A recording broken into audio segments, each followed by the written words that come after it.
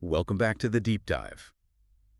You know, um, sometimes a book comes out, and it just clicks with like everyone, it Mhm. seems like, and that's kind of what we're looking at today. Yeah. We're exploring Eckhart Tolle's The Power of Now. Okay. But we're going a little deeper. Mhm. We're diving into this essay that analyzes the book and why it's resonated with so many people, Right. especially now.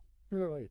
Yeah. In our always-on world, it's Exactly. And I think it all comes down to this idea that, true fulfillment yeah. depends on our ability to embrace the present moment. Okay, now, that sounds simple enough, but the essay kind of dives into how hard that actually is. Yeah. Like, have you ever noticed that voice in your head Oh, yeah. that just chatters constantly about the past and the future?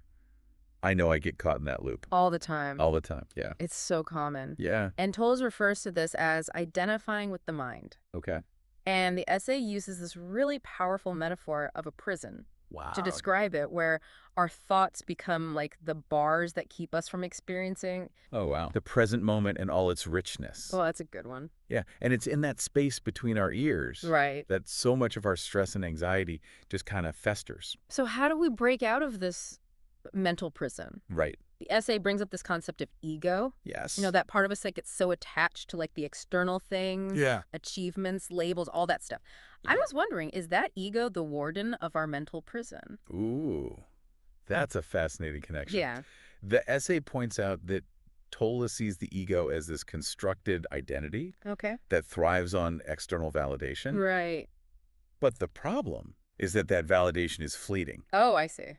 It's like chasing a mirage. You think you're getting closer to happiness, Right. but it's always just out of reach. So if we're constantly seeking happiness through like the ego's demands, we're never actually going to find it, right? Because true happiness comes from somewhere else. Exactly. Really. Yeah. And that's where this idea of presence comes in. Yeah. The essay really highlights how Tolle presents presence as the key to unlocking that prison door. Interesting. It's about shifting our awareness to this very moment and embracing it without judgment. Okay. Just imagine for a moment being completely absorbed in something that you love. Yeah. Time seems to dissolve, Mm. worries fade away, Right. and there's this profound sense of peace Yeah. that's a taste of presence. You know, that reminds me of those rare moments when I get completely lost in like a creative project. Yes. Hours can fly by, Yes. and I feel this incredible sense of like clarity and calm. Right. It's like everything just clicks into place. Yeah. Are those the kinds of moments the essay is talking about? Absolutely. Those are glimpses of Okay. what it means to be fully present. Yeah. And the essay suggests that cultivating that kind of presence Right. is the key to unlocking a deeper level of peace and fulfillment in our lives. Okay. So if presence is the key, how do we get there? Right. The essay also talks about radical acceptance. Yes. Which I got to say sounds a little intimidating. Yeah. Does that mean we just give up on our goals and like our ambitions? That's a common misconception. Okay. And the essay addresses it head on. Tolle doesn't advocate for passive resignation. So it's not about just giving up. No. Okay. Instead, radical acceptance is about acknowledging the reality of what is in this moment I see. without resistance. Mm-hmm. It's about creating space for peace, Right. even amidst challenges. Okay. And from that place of acceptance, we can make more conscious choices Yeah. and take more effective action. So it's not about giving up. It's about choosing how we respond to what life throws at us. Exactly. Which leads to another idea from the essay, detaching from our identity. Yes. I'm kind of struggling with that one. How can we detach from who we are? It's not about erasing who you are, Okay. but rather loosening the grip of the ego. Okay. The essay explains that the more we cling to those external labels and identities, Right. our job title, our possessions, even our roles in relationships, the more we limit our capacity for true happiness. It's Right. like those labels become the walls of that mental prison that we were talking about. Oh, wow. Yeah.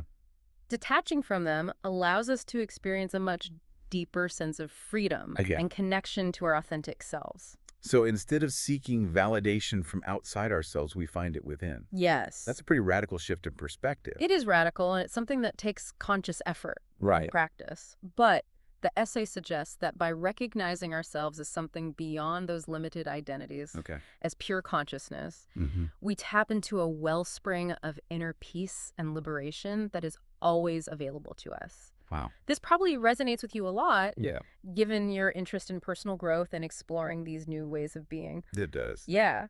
And what's really fascinating is that Tolle doesn't just, present these ideas as abstract concepts. Right. He offers like practical tools Good. for cultivating presence and detaching from the ego. So it's not just a philosophy, it's a practice. Exactly. Okay, I'm all about actionable advice. Yeah. So tell me more about these tools. Well, one of the most powerful practices the essay highlights is mindful breathing.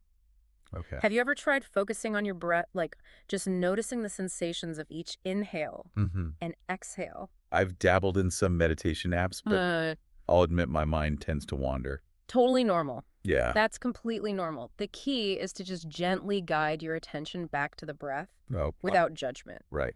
The essay explains that even a few minutes of mindful breathing can create this sense of grounding Yeah.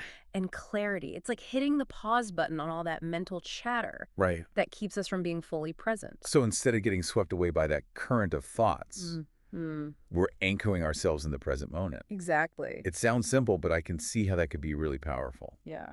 Are there other techniques the essay mentions? Absolutely. The essay also explores mindful observation, which is about bringing that same awareness to our surroundings.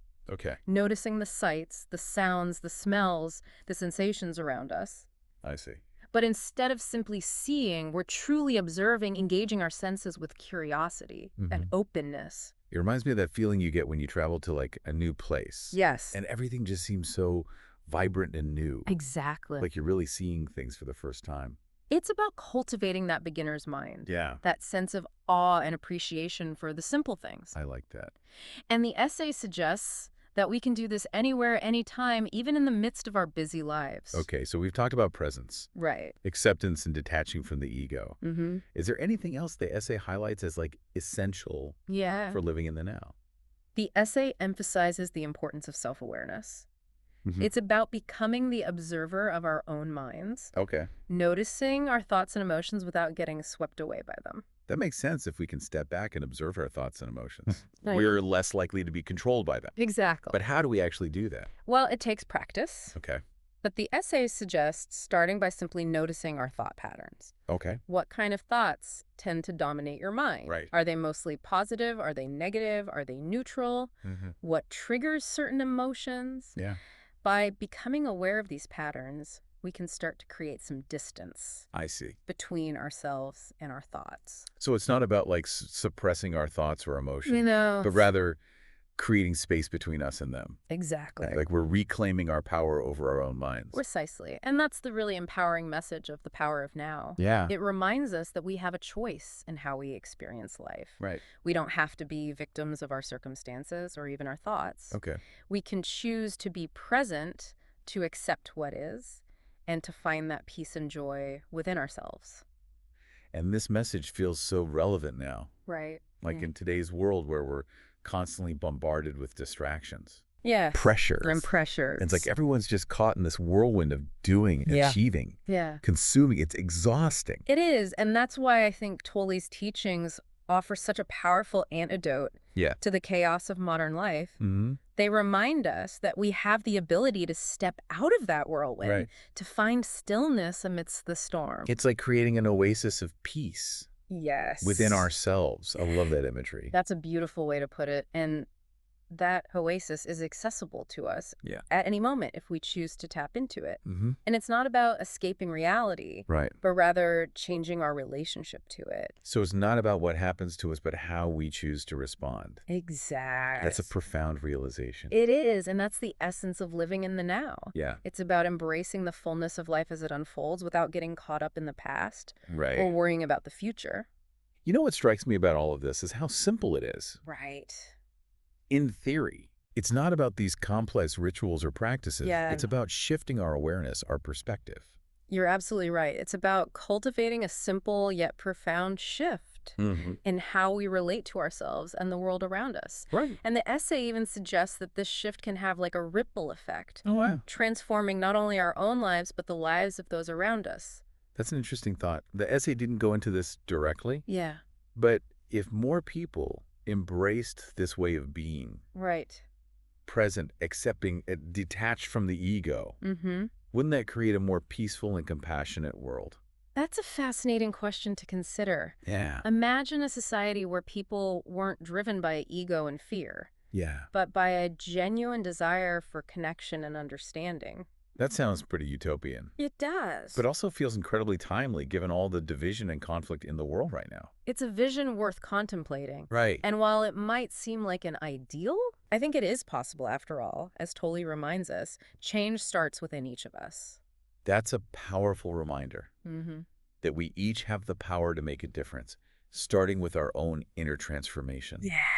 And that transformation can begin with something as simple as choosing to be present Yes. in this very moment. Yeah, Yeah, it all comes back to that, doesn't it? he does. This whole deep dive into the power of now has just really highlighted Yeah. how much influence we have over our own experience. It really has. It's been quite a journey, hasn't it? Yeah.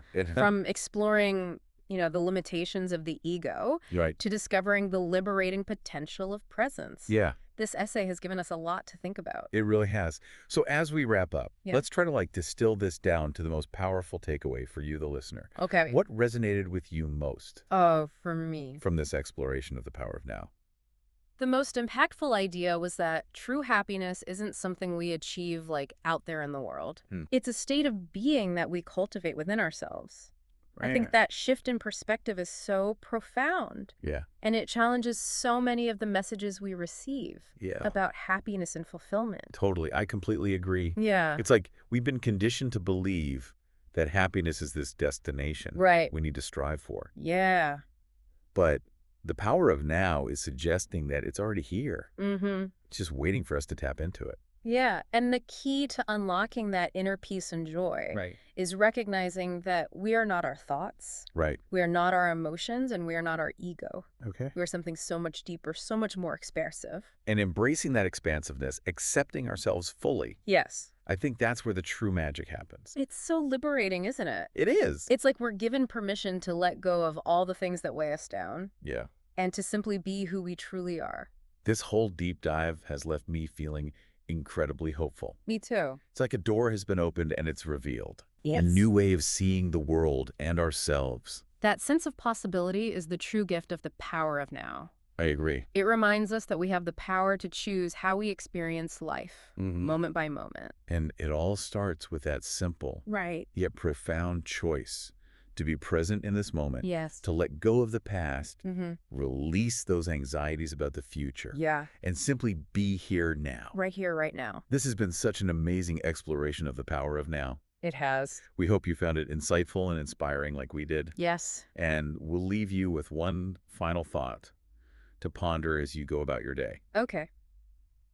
If true happiness lies within Ham, how can we cultivate a deeper connection with our inner selves in the midst of our busy lives?